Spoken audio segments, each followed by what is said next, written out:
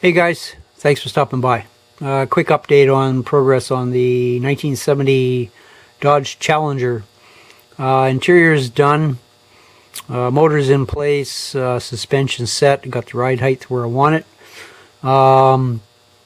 Still got a few things to do. I've got hose clamps on the hoses where they come out of the motor, but I still have to make up hose clamps and slide those on for upper and lower rad hoses and heater hose ends, but we'll do that a little bit later.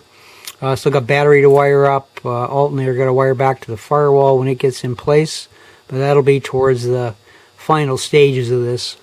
I'll run through the interior first. I went with a black and white. I was going to do it all white, but it just looked too all white. So we kind of went with a black and white motif for the interior. Used embossing powder on the carpet. Got my seatbelts in place. Dash, we did the upper in Tester's flat gun and the dash face and the rest of the panel in a gloss black.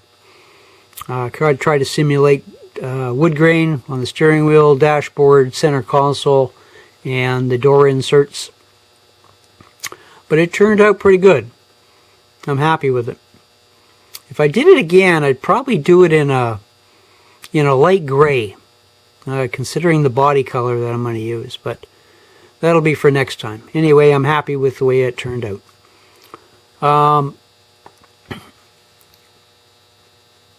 Motor and chassis are together.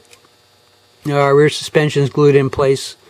I didn't use the exhaust tailpipes that angled back and out the side on this car. I just cut those off, drilled a couple of holes in the end of the muffler and ran solder out to the back.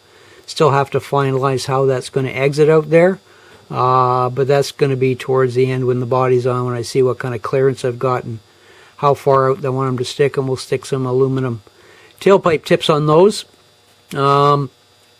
We used most of the suspension with this car, and what I did to get the front end lowered is I actually drilled a hole in the frame right through one side through to the other, and then I installed a metal axle used epoxy to set the axle in place. And then once that was dry, I went back with a pair of side cutters and trimmed off the axle portion that was inboard of the frame rails in here to get the motor in, of course, because I didn't want to drill through the motor. So once we epoxied that axle in place, then we just took some side cutters and snipped those off close to the frame rails on the inside. And then what I did to get the wheels mounted, I had some disc brakes in my stash. We got disc brakes in the back of this baby. And what I did was just use some styrene plastic tubing to make up the difference between the size of the axle and the hubs on the back of the wheel. And all those, there's one tube that slides over the axle and another tube that slides over that tube, and drilled out the back of the wheel so that larger tube would go into the back of the wheels. But it turned out all right so far. Motor. Well, we got our pulleys on there, and it's a single belt setup. And I had to relocate the alternator over to the left-hand side of the motor because we got heater hoses coming out the right-hand side, and it was just going to get way too tight over there for the scale that I'm working on. So you got to make some sacrifices and adjustment for scale you're working on. So we got alternator mounted, and showed you in a previous video how we make alternator brackets for those. It's easy, guys. It's got the stock fan on it. Didn't do a whole lot of carb links and things on it. I've got a fuel filter installed on it on the other side, and I'm more excited about starting this other project. So I want to get this one buttoned up. I got my third kit of the three in from England. I got one from England and two from Japan, and I'm going to combine them to make one kit.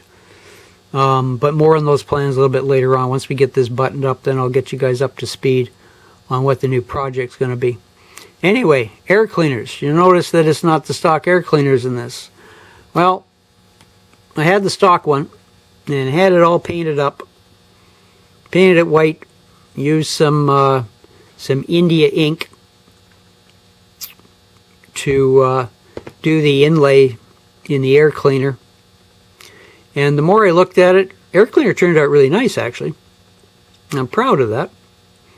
The only issue is that when you put it on the motor, it covers every freaking thing that you just spent hours prepping.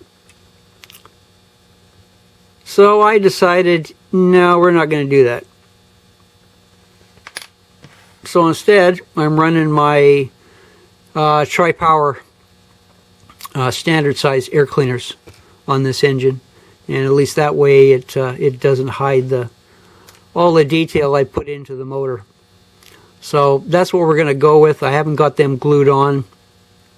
I still have to make sure I've got hood clearance.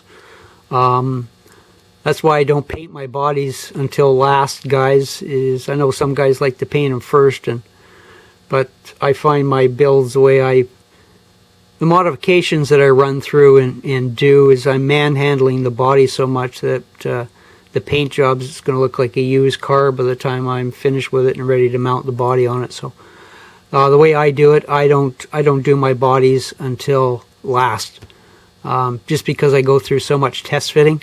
And from my test fitting, it looks like we're going to have hood clearance on this hood. And those air cleaners should fit right under that cutout. Oh, there's my Elmer's adhesive tack again. And those air cleaners should fit right under there like that. And for my test fitting, it looks like I'm going to have clearance. Excuse me. So far so good. That's the air cleaners we're going to go with. Unless I run into an issue at the end when I get the body and interior and chassis all mated together. Other than that, that's about where we are, guys. Just a quickie. As usual, thanks for stopping by. Take care. Talk to you soon. See ya.